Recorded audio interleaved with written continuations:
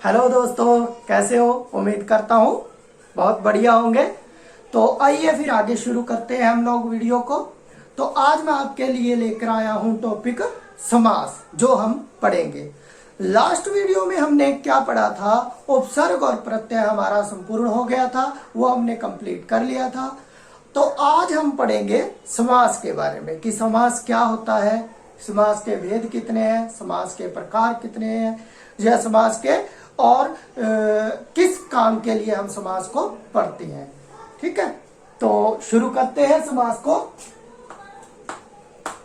समास का अगर मैं शाब्दिक अर्थ की बात करूं तो समास का शाब्दिक अर्थ होता है किसी भी चीज को छोटा कर देना, संक्षेप में कर देना या उसको संक्षिप्त कर देना। ठीक है, तो हम लिखते हैं इसकी परिभाषा कि समास क्या है। समास है, समास का शाब्दिक अर्थ लिखो पहले कि समास का शाब्दिक अर्थ। शाब्दिक अर्थ क्या है? संक्षेप। संक्षेप का अर्थ क्या होता है? किसी भी चीज को छोटा करके लिखना। ठीक है, आगे लिखो इसमें दो या दो से अधिक शब्दों, दो या दो से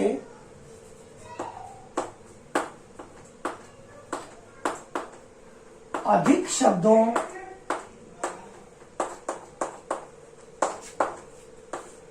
से मिलकर बना, से मिलकर बने नए शब्द को, मिलकर बने नए सार्थक शब्द को, ये लिख लो, सार्थक शब्द को समास कहते हैं।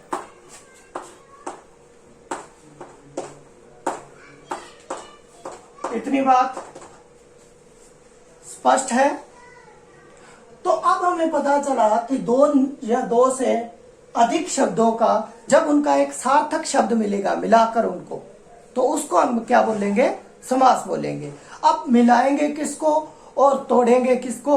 तो अब देखिए, इसके दो आगे पार्ट बनाते हैं हम लोग, दो बार करते हैं। तो क्या करेंगे? एक तो होता है समस्त पद। समस्त का मतलब है जो नियमों से जुड़ा हुआ हो, समस्त पद। और इसी का दूसरा नाम होता है सामासिक पद।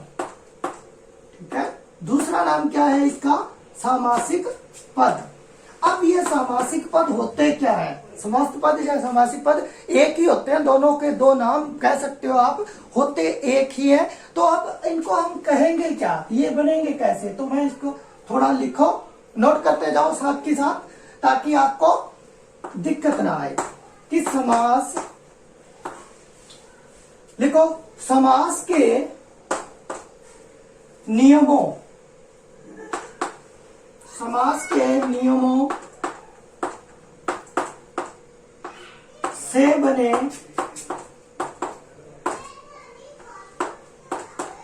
पदों को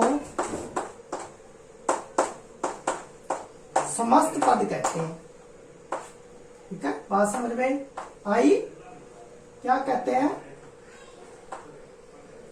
समस्त पद कहते हैं।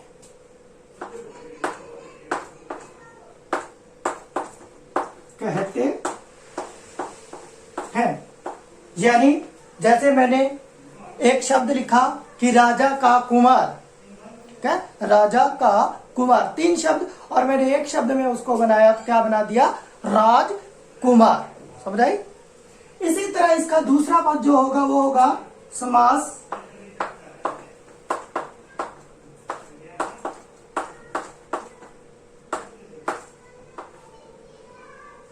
समास विग्रह। विग्रह का मतलब होता है टुकड़े या अलग कर देना, उसको तोड़ देना। ठीक है, तो दूसरा पद लिखिए, समास विग्रह किसको कहेंगे? इसको भी नोट करें आप कि जब हम लोग किसी एक शब्द का, जैसे मैंने राजकुमार का लिया था, तो राजकुमार को जब हम अलग अलग कर देंगे कि राजा का कुमार, 3 शब्दों में हम उसको तोड़ेंगे। जैसे मैंने क्या एक और लेते हैं, जैसे विद्यालय, पाठशाला, पाठ के लिए शाला, विद्यालय, विद्या के लिए आलय, गौशाला, गो के लिए शाला। तो जो हमने अलग कर रहे हैं उन शब्दों को हम क्या बोलते हैं? समास विग्रह। उनको हम क्या बोलेंगे? समास विग्रह। यानी हमने उनका क्या किया? समास पद का टुकड़े किए, उनका विग्रह किया, उनको अलग अलग कर दिया। समस्त पद इसी में लिख दो। समस्त पद कौन सा होता है? जैसे विद्यालय, राजकुमार, इसको भूखमरा, यथाशीघ्र, ये जो शब्द है इनको समस्त पद बोलते हैं। तो समास विग्रह में क्या लिखेंगे हम कि समस्त पद के सभी समस्त पद के सभी पदों को अलग अलग किए जाने, पदों को अलग अलग किए जाने की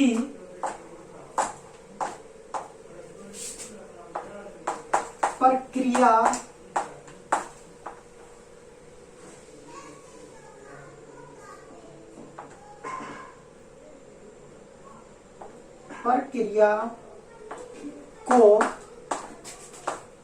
समास विग्रह कहते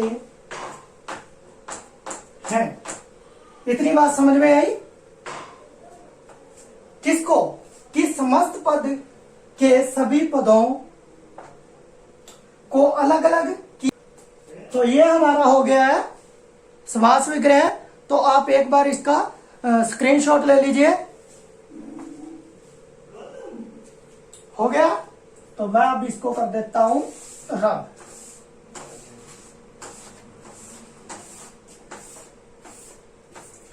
अब हमने क्या देखा कि 3 तरह के थे। एक तो समास का क्या अर्थ था? संक्षेप करना। और समास विग्रह का क्या अर्थ है? उसके टुकड़े करना शब्दों के। और समस्त पद क्या होता है? एक पद बना देना, जो नियमों से एक पद बना दे। क्या इतनी बात क्लियर है सभी को? तो आगे देखिए कि समास के भेद कितने हैं, प्रकार कितने हैं, वो देख लीजिए।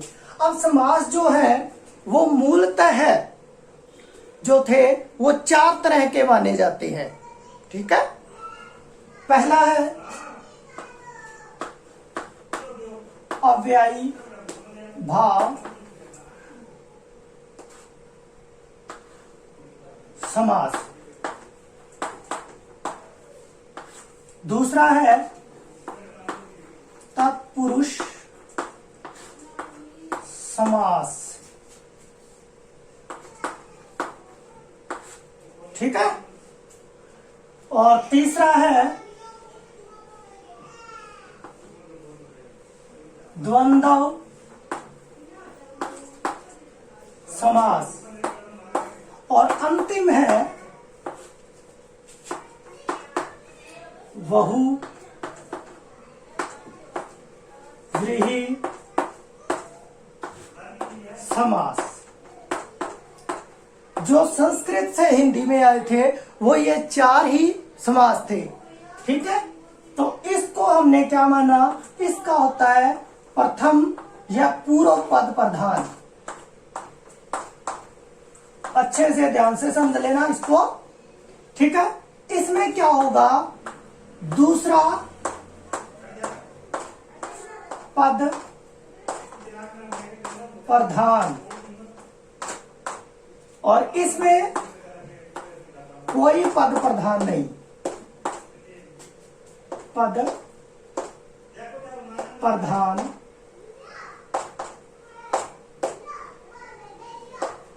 नहीं। ठीक है? यानी दोनों पद बराबर होंगे। यहां लिख देता हूं मैं नहीं, या फिर दोनों पद बराबर। और अंतिम है, इसमें क्या होगा, कोई अन्य पद प्रधान, यानी तीसरा पद प्रधान। अब हमारे पास बचे दो, कौन कौन से, कर्मधारय और द्विगु। इसको हम लोग क्या करते हैं, इसी में मानते हैं। तो इसको मैं नीचे लाकर लिख देता हूं, कर्मधारय समास, और दूसरा है कौन सा, द्विगु समास। ठीक है, ये इसी का तत्पुरुष का भाग है। तो इसका दूसरा पद प्रधान होगा, तो इन दोनों का भी क्या होगा, दूसरा पद ही प्रधान होगा। अब करता हूं हिंदी की बात। तो अगर हिंदी में मैं समास की बात करूं, तो हिंदी में जो समास होंगे वो 6 तरह के माने जाएंगे। ठीक है, अगर मूल की बात करूं तो 4, और बाद में हमारे हिंदी में ये कितने हो गए, 6। तो अब हम लोग समास को 6 पढ़ेंगे। कौन कौन से, अव्ययी भाव, तत्पुरुष, कर्मधारय, द्विगु, द्वंद्व, बहुव्रीहि। समझाई? तो आप इसका स्क्रीनशॉट लो, फिर मैं आपको पहला जो हमारा समास है वो करवाता हूं। हो गया? तो इसको मैं कर देता हूं रद्द। तो अब हम लोग पढ़ेंगे पहला, कौन सा, अव्ययी भाव समास। तो अभी मैंने बताया, क्या बताया आप लोगों को, कि जो अव्ययी भाव समास होता है उसका कौन सा पद प्रधान होता है। अभी मैंने बताया ना कि इसका पहला पद प्रधान होता है, यानी पहला पद, कि जिस, इस तरह से आप कह सकते हो कि जिस समास का पूर्व पद या फिर प्रथम पद या फिर अव्यय प्रधान होता है। ठीक है, इसको नोट कीजिए मैं साथ के साथ, कि जिस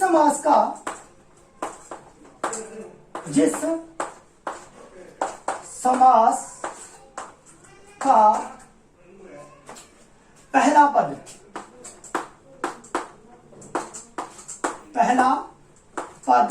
या कहीं कहीं आपको पूर्व पद, मतलब एक ही होता है दोनों का, पूर्व पद प्रधान,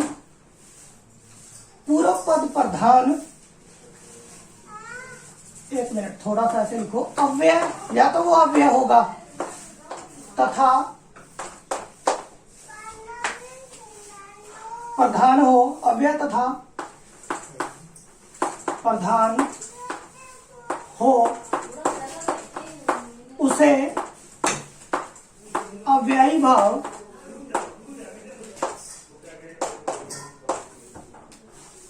भाव समास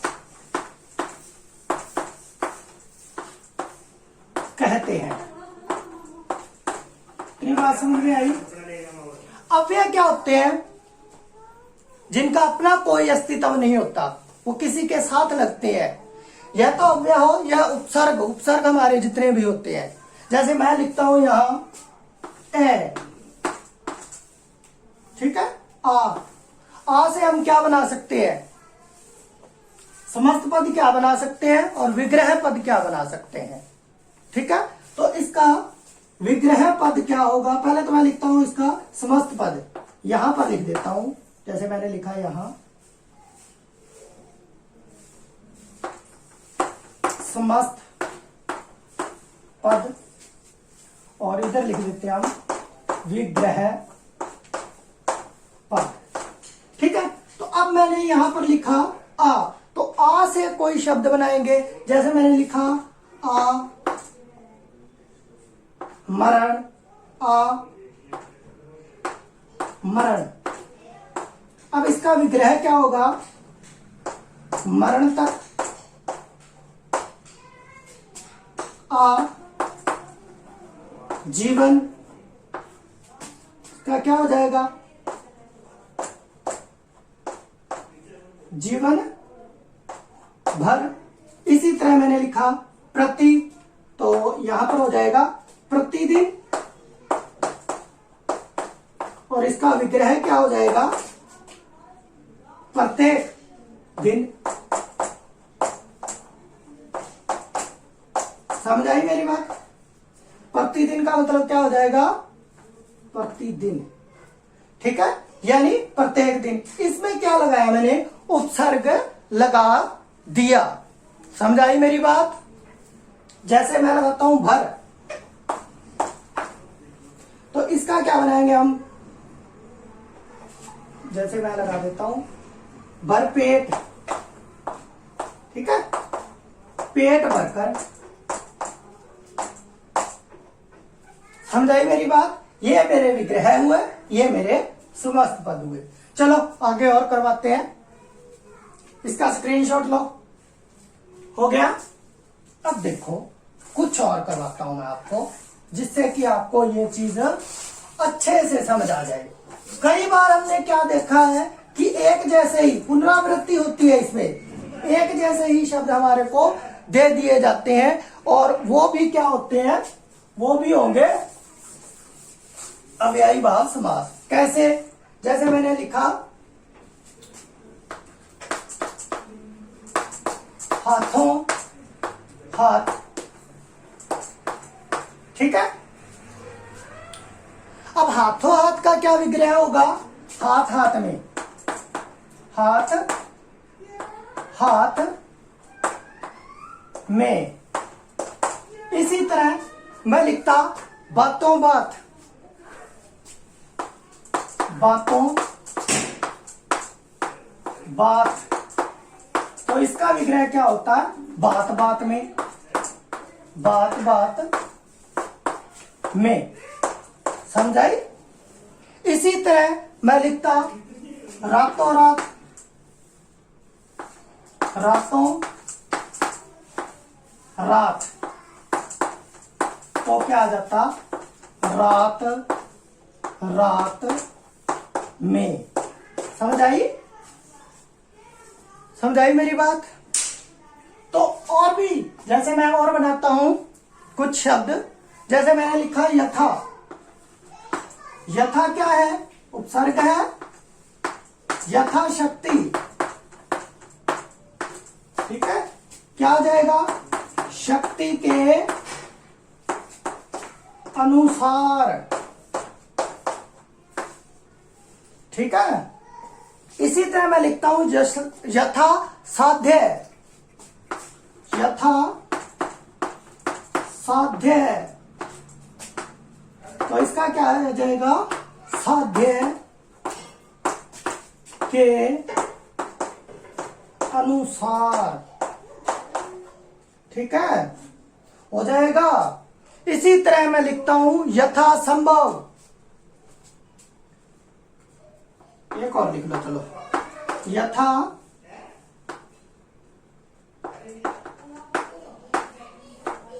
संभव। इसका क्या आ जाएगा? जितना संभव हो, ना संभव हो। समझाई? सके, सके भी लिख लो, जितना संभव हो सके। ये बात समझ में आई? अब इसके तरह ही देखो, भरपेट हमने कर लिया है, प्रत्येक हमारा हो गया है, हर एक। ठीक है, अब और लिख लीजिए इसमें अनजाने।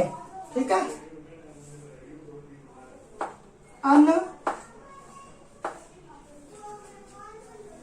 जाने। अनजाने का क्या लिख सकते थे हम? बिना जाने, या जाने बिना। बिना जाने नहीं, जाने बिना लिखोगे, जाने बिना। क्योंकि इसमें क्या है? पूर्व पद प्रधान होगा, तो उसके लिए हमें क्या लिखना पड़ेगा? जैसे मैंने लिखा आ समुंदर, आ मरण, आ भरण, इस तरह से लिखा था ना। तो अब और हम लोग क्या लिख सकते हैं? जैसे मैंने लिखा प्रति, प्रति का भी हो गया प्रतिवर्ष। यथा कर्म सादर, सा दर, आदर के साथ, आदर के साथ। ठीक है, तो ये हमारे उपसर्ग। और इसका स्क्रीनशॉट लो, फिर और करवाता हूं।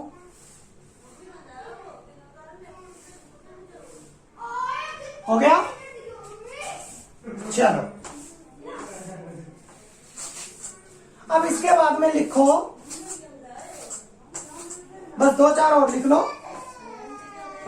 जैसे मैंने लिखा प्रत्यक्ष, प्रत्यक्ष क्या है? आंखों के सामने, आंखों के सामने, आंखों के सामने प्रत्यक्ष। प्रत्यक्ष किसको बोलेंगे? आंखों के सामने। आगे लिखो, मैं जैसे बोलता हूं बेअसर, बे उपसर्ग असर, तो इसको लिखना है बिना असर के, बिना असर के, यानी जिसका कोई भी असर ना हो उसको हम लोग कह सकते हैं। ठीक है, उसके बाद में हम लोग लिखेंगे नीडर।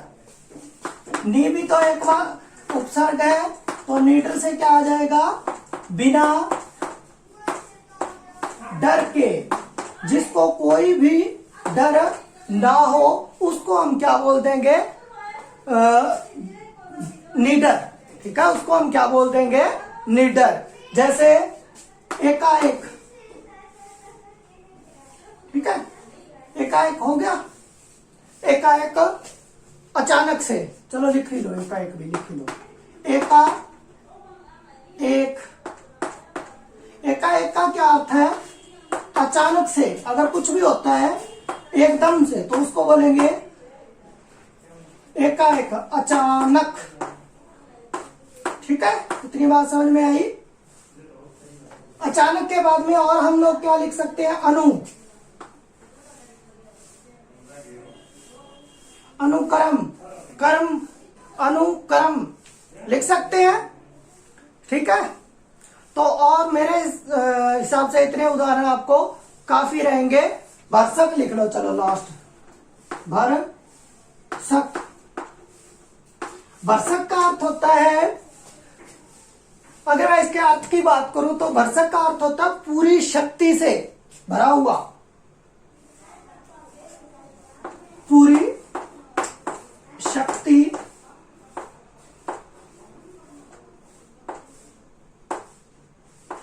से। ठीक है, तो ये थे हमारे समास। तो मैं उम्मीद करता हूं कि ये आपको अच्छे से समझ आ गया होगा। अगर फिर भी कहीं आपको कोई समस्या आती है तो उसके लिए आप मेरे को कमेंट कर सकते हो, मैं आपको उस चीज का जवाब दूंगा। तो मिलते हैं फिर एक नए वीडियो के अंदर। जय हिंद, जय भारत।